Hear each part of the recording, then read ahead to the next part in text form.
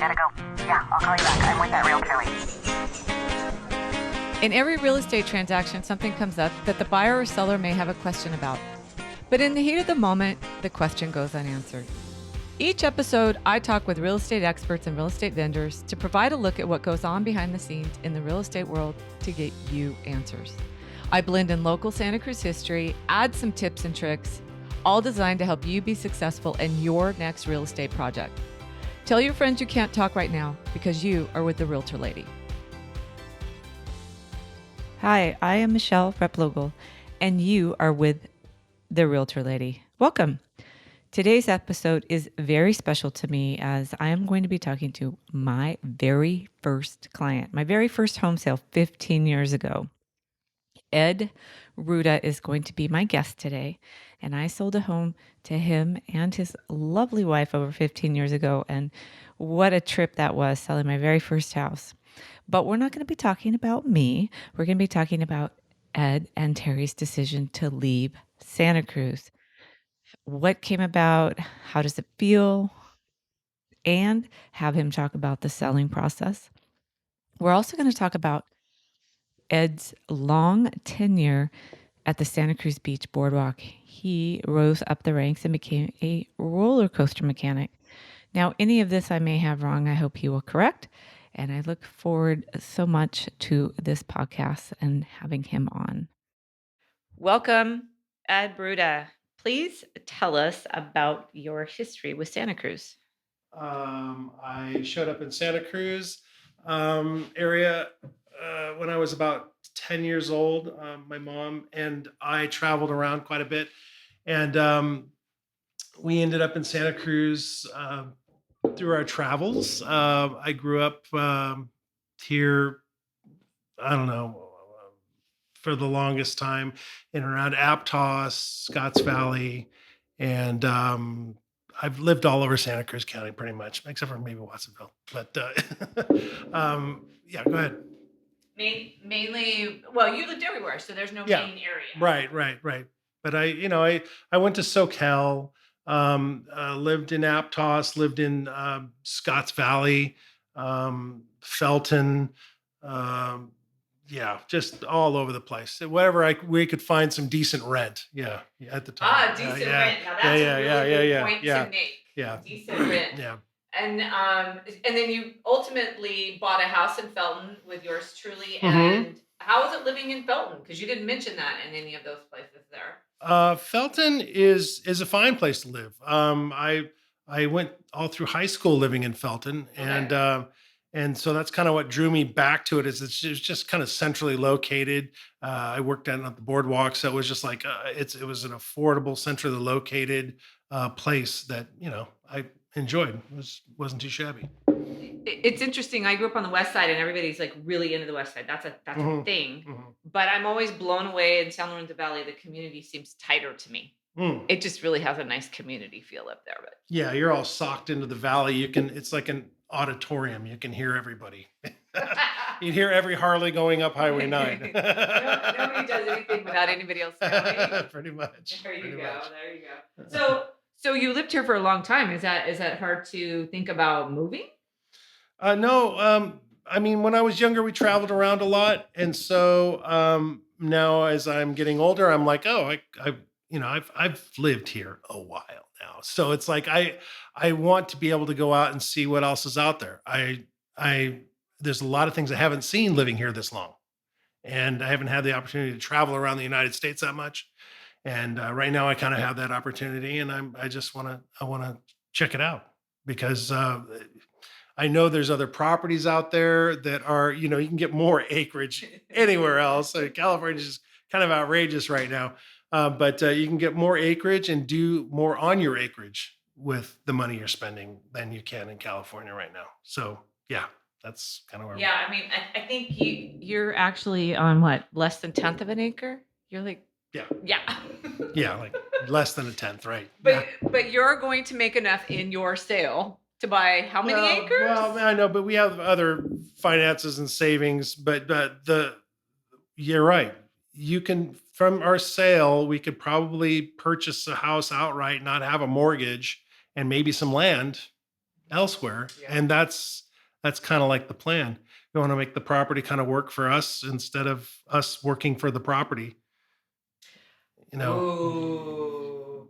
Yeah. Whoa, that's a big word. Yeah. Wow. So, I mean, that's the dream, but who knows where we'll land? We may just land someplace that's like, oh, this is gorgeous, and I'll go back to work again so I can make this work. Who knows? But yeah, that's the idea. Or augment. But you also have family. Yeah, I do. So that's another part of our sojourn. We're going to go around the United States, visit friends and family that we haven't been able to see since way before COVID, and yeah, I mean, and I've got news. My father's dying, and I've got to get down there and see him in LA, and then I've got to come back up here and then get a trailer and then go around and see, my aunt in Stockton, and then I want to go to Louisiana and visit my friend Serge. I want to go to the East Coast and visit my wife's family out there, and yeah, my friends up in Washington. I want to see him, and in and along all these areas, I just want to Zillow along the way and see what's out there that is worthwhile. So yeah. That's really interesting. I did ask you on for your perspective only because I knew you weren't really going to bash California, because that's not where I'm going to go on this podcast at all. And born and raised in California, love California, but I can bash the government all day long. Sure. I love California. There's probably no finer place in it, and preferably, if I can afford it, I would like to stay somewhere in the western states. But like I say, prices, and we're hoping, like, as we're on the road the next year or so, maybe prices will kind of tank a little on properties, and we can slide into something a little nicer for what we've been spending our money on. I did read today of a slowdown, but that would probably be more about where you are than here, of course, only because of our robust job market. But tell me just a little bit about the selling process, because I am, after all, a realtor, and you're on my podcast, but we can make it brief because there's other things I want to talk about. But what was that like when from the decision to deciding to sell, and then listing it, and then kind of the barrage of people and... Fortunately, the sale process was pretty painless because, the decision, sure, it's just like, let's do this now, let's make it happen. But the process for me is just like anything you need, we do. And we just, you know what I mean? And it wasn't that bad because it's like, it's empty the place half out, make it presentable, and it was a little bit of a rush, but for me, it was just like, it's something that needed to be done to receive the rewards of getting it on the market and selling it. So. Well, you were certainly focused about where you wanted to go and what you want to do, and that made the process easier, because I spend a lot of time on videos and content telling people, let's think about where you're going to go to help you kind of get your focus going, because when people just decide they want to sell but they don't have a focus, I can't get them to focus. No, I'm not. You guys are really dead on. Our focus is, you want to hear what we did? Yeah. That's that we our focus and our objective was to get a trailer and go traveling and see friends. So we researched an all-weather toy hauler that we can put our stuff in, and that's what we're going to travel around in to explore. Hopefully we won't have to stay in too many campgrounds, and we can, boondock quite a bit. But that was our focus, is to look for what else could be out there and to see what we haven't seen.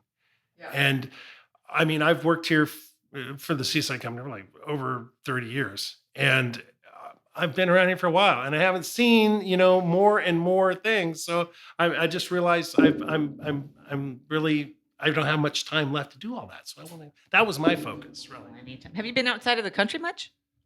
I've traveled outside the country a few times for business purposes. Like, I went to Germany to work on lap bars for the Maurer coasters. Really? Yeah, they wouldn't let you work on their lap bars unless you took a course from them. And they didn't want to pay to bring a German engineer over here to show us, so they sent us to Germany to work on them. So let's see, we're outside the country. Germany. Oh yeah, the Philippines. Cruised out to the Philippines. It was gorgeous, beautiful.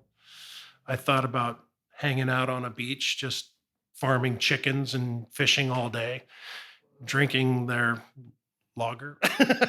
But yeah, I mean that's the simple life. And, but the mosquitoes are just horrible, and the monkeys, like yeah.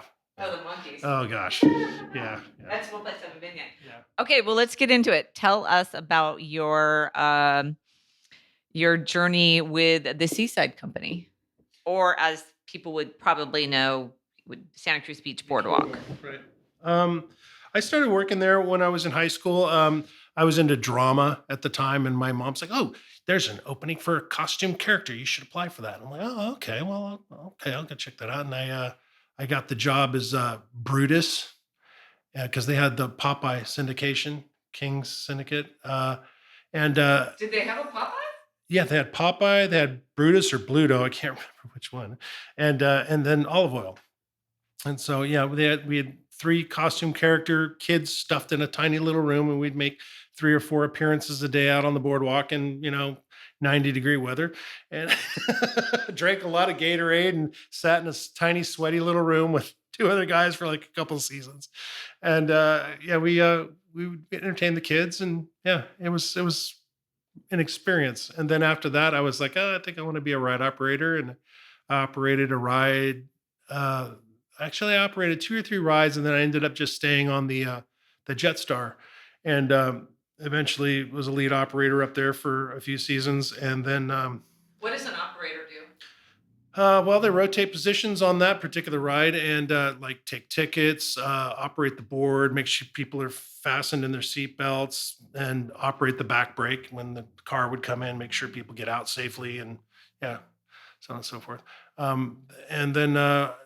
After that, I quit for a little while, worked for Western Appliance and Stereo. Yeah. Yeah. Dale. Yeah. And then I came back to the boardwalk because they were kind of downsizing and at the time, and started working on the grounds crew for like $7 an hour, and worked for the Seaside Company for another 5 years. And then after that, I got a Class B license and started working for the city when they started their recycling program. Oh. And so before Was that when you had to stuff it in the bags? before toters, right? And so I did that for almost a year, and that was brutal. Side note, the beginning recycling program was you had to stuff all your recycling in a bag and put the bag out on the curb, which never ended up anywhere but on the street. Right. So all your newspapers went into a bag, all your bottles went into a milk crate, and cardboard was wrapped, preferably. You had to tie it up. Yep, flatten it and wrap it. And I had a truck that would work toters, but you just dump everything in each compartment, press a button, it would dump into the top. And then if that one broke, I had a flatbed. I had to load everything in a flatbed, curbside. So after a while of getting up at like 3:30 in the morning and getting out of the yard before 6, and getting off at 1. Holidays, weekends, what holidays, but you work through holidays, whatever, you got paid double time. It was a good gig, but it was just like, oh my gosh. I was just statistically thinking, how long can I work this job before I either injure myself or I crash a truck? Because you're on those streets every day for 6 to 8 hours a day, every day. And you're thinking statistically something's, I don't know how those yeah, guys do it. yeah, it's a pretty rough racket. So I met somebody while I was on my route, and no, she was along my route. Oh, a good friend, and we got along pretty well. And she wanted to go down to San Luis Obispo to go to college, and my father was down there, and I hadn't spent much time with my father, so I was just like, well, yeah, I'll go down there too. I'll go to college. I'll get to know my father a little better. And yeah, right. So I went down there, did that for about a year and a half or so, worked for a blood bank down there for a while, Tri-County's blood bank. And with my Class B license, I was able to drive their blood bus. And so learned phlebotomy and all that good stuff. And then that kind of fizzled out, and I came back here and worked. Would you say it dried up? It dried up. Right. So no, the job didn't dry up. It was still there at a very low rate. I think I got paid like $1 more an hour to draw blood and drive a bus. Oh, it was like no, it wasn't, but it paid the rent. And even though it paid the rent, it didn't pay the bills. So I was slowly going deeper and deeper in debt living down there. And the jobs, it's not easy to find a job down there that is lucrative. They're pretty tight. So anyway, I'm trying to make a long story short, but this drags out. My friend said, "Hey, why don't you just bail out, come back up to Scotts Valley?" He had a place for me to stay, and so I went back up there. I worked a couple different jobs before I ended up back at the boardwalk. I worked for the Owens Rockery. I worked for Comcast Cable, installing cable for a contractor company over the hills. That means I was commuting every day. And then after that, I started working for Mission Linen for a while, delivering linens to all the larger restaurants with my Class B license I still had. And then Are they still around? Mission Linen, to my knowledge, they are. They're not at the end of Mission Drive anymore. Gosh, maybe they're only in Salinas now. I think they might only be in. Yeah. But yeah, and then I worked for them, and that's my good friend Carl down at the boardwalk. He saw how miserable I was in my working experience, and he said, if you want to drive Class B for the Seaside Company, we could still use you. And I said, great. So I took a cut in pay and started working for him, and I worked one season for grounds again, and then I got in like a little mechanic trainee program and started working on the Giant Dipper under Brian Walters for about 20 years now. So how did that change? Because I was on the roller coaster in second grade. Mhm. It was basically a leather strap that did not hold children in. Really? Yeah, it was pretty crazy. Really? Yeah, it was a leather strap that came across. It had a Pin? a hole, and you would put that around the. Oh yeah, okay. And you would put it on the hook. Mm-hmm. And then I proceeded to just slip right underneath, and I was in the little thing. Yeah, there used to be rail cars on there that just had bars around. They were open. Yeah, and you just sit in them, and that confounds me. No, that was like back in the 60s, 50s, 40s, something like that. But talk a little bit about the changes in those 20 years. What did you see? Kind of. I mean, it's such an old roller coaster, and well, the cars on that train have been the same mechanically since I've worked on them. Okay. The only thing we've changed out recently, and we're in process now, is just putting new pans. What are pans? It's the chassis of the cars. So we've already swapped out, like, let's say the orange train or the blue train. The orange train's next. So yeah, but that's refitting everything. We got new lap bars and everything, but we have to refit the old bodies onto those chassis. So I have to create spacers and re-drill everything, and it's just it's very time consuming. But we were swapping out the chassis because over time with enough vibration and weight, everything cracks and fatigues, and you weld on it enough, it just keeps on cracking. How often do you walk it? That's something that's changed. We used to walk that track like every other hour during 2-train operation. I think when I met you walked it quite a bit. Walked it every other hour. Yeah. And now Dosh is like, no, you can't walk the track at all during operation because they don't want anybody out there. And so basically, we just walk the track in the morning. And if we have to stop the ride because something's on the track, we'll walk the track then, check it out. But for the most part, yeah, it's just once in the morning now. What a view, huh? Oh my God. Yeah, I've got tons of pictures, sunrise pictures. Yeah, I love that. It was awesome. Yeah. I have to tell a quick story. So Ed was my very first sale, him and his lovely wife, Terry, and I was selling them a 2-story house, but a very tall house. And I was looking around for Ed and could not find him. Ed was on the roof. Now, this was my first sale, and I could just hear my broker in the background just yelling at me going, oh my gosh. And I was terrified he was going to fall off and I was going to lose my first client. But if your first client is someone who walks to the tip of the roller coaster every day, you're probably okay. You might be okay on a roof. That was really funny. But anything, I mean, you built those 4 rides, right? You put those rides in there at the front. I think you were, the last time I talked to you years ago, you were putting up we tore down Hurricane and put in undertow. And then we also put in Shockwave, helped install Shockwave up there. And we've constantly been tearing down and reinstalling Dipper for the past 20 years. So, yeah. Yeah. It must be pretty impressive. Have you met anybody famous that just had to go on this roller coaster?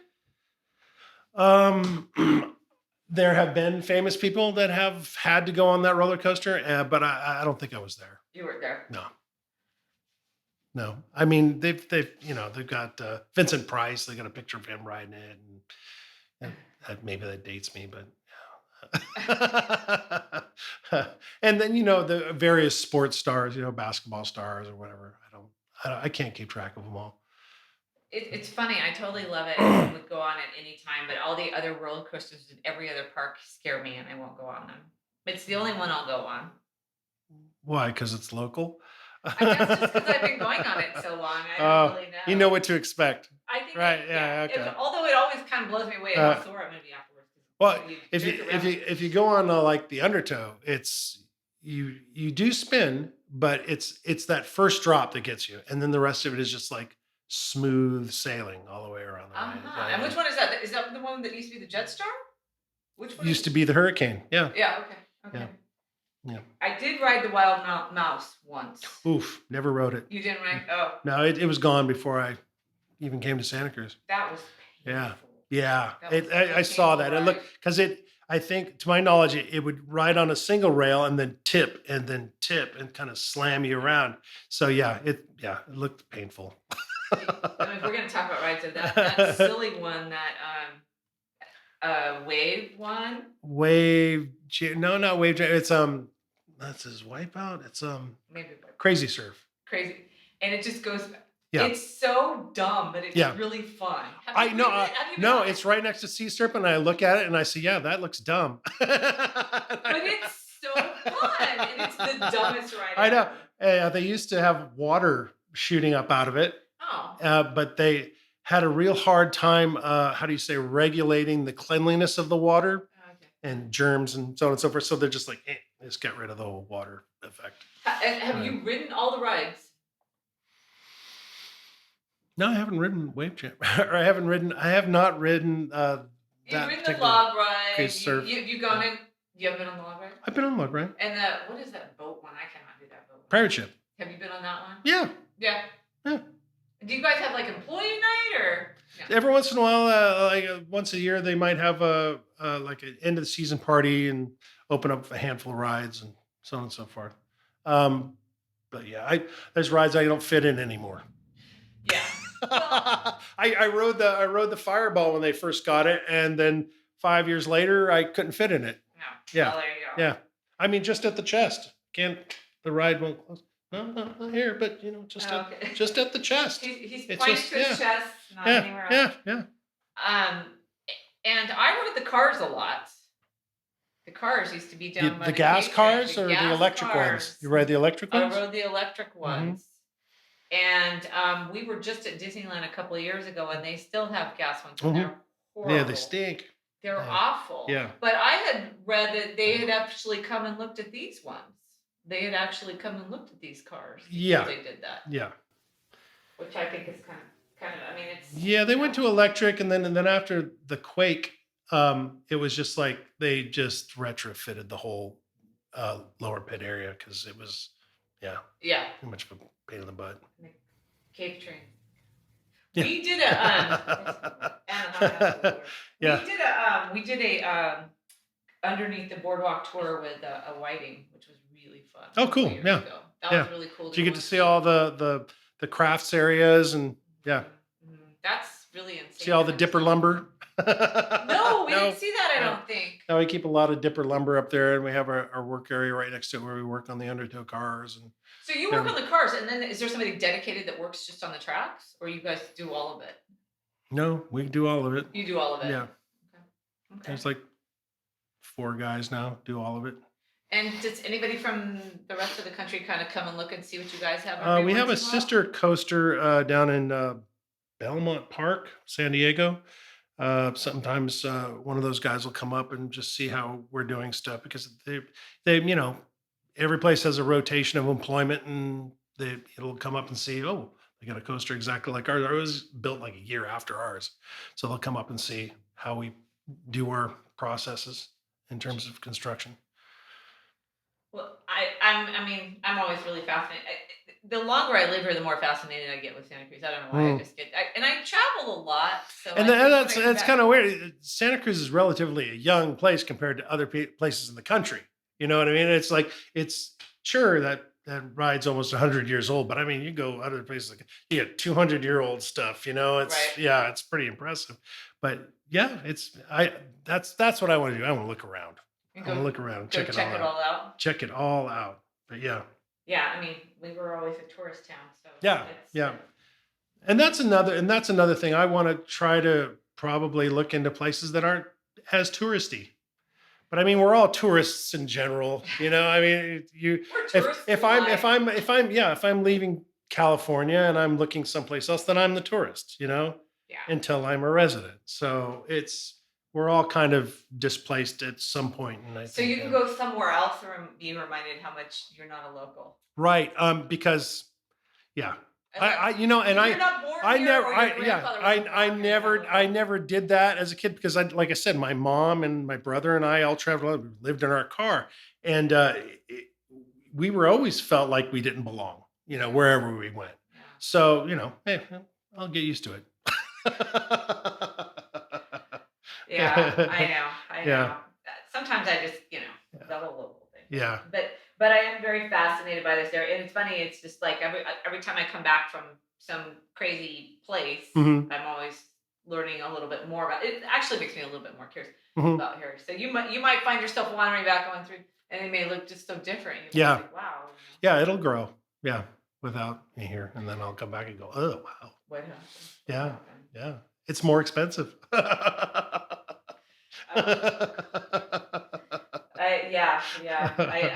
That just blows me away. Yeah. Well, I think we are just about ready to wrap up. Okay. I really appreciate you coming on and talking about your experience. No problem. It sounds like selling wasn't very traumatic for you. I'm gonna have to find a more traumatized seller. No, I was not traumatized at all. We've kind of been through this process before, where you have to really gear up, but this time around, I knew it was going to sell and sell quick, and so. But you must have been keeping an eye on things, like you've really been looking, because I think sometimes people. Family hearkened, and then they're ready to sell it, but they haven't really been watching. No. And you're right. I have been looking. Cherry's definitely been looking at what the market's doing. Our friends have been telling us what the market's been doing, and we bought high before 2008, and then the market tanked, and we felt, oh my God, we're kind of trapped. And you're kind of locked into your home until your home pays for you. Yeah. And then when I saw this turnaround coming, I'm like, well, we have to do it now. It's the time. Yeah, it's the time. Otherwise, the market can be volatile. We could be here for another 10 years before waiting. It's worth it. It's worth it to go. And I do tell people, give it 10 years. Yeah. So you're actually the 10 golden year rule, even though you were there a little bit longer. Yeah, we were a little upset when we first bought our place. We were like, oh man, the market tanked with it. I was scared to call you. But no, but then we kind of came into the thought, well, hey, I'm close to work. This is a great location, and the market's going to turn around. It's not going to be like this forever. So there is that, but it's the waiting game. Do you want to wait that long? And that's where we're at now. Did we want to wait that long? No. Yeah, I mean, I have the luxury at least telling people when they buy now, at least I could get you out for what you paid. Right. I know it wouldn't take that bad. And I could have waited, and I could have worked at the Seaside Company until I absolutely retire, but then I'm done. Do I want to travel after that? Probably, you know what I mean? I don't want, I want to do it while I'm still physically capable of just being healthy right now, hopefully for a longer period of time. I don't want to be doing it in my older years when I'm struggling to keep the healthcare going and all that other good stuff. So I just want to explore while I have my health. Right, yeah. Well, I'm really glad you came on. I know that there's a lot of people who are, like I'm always being advised to talk to businesses in town, and like I don't really need to go talk to the hip and cool restaurants and their perspective on Santa Cruz as much as people who work here and lived here for a really long time. So I really appreciate you coming on and sharing that. My pleasure.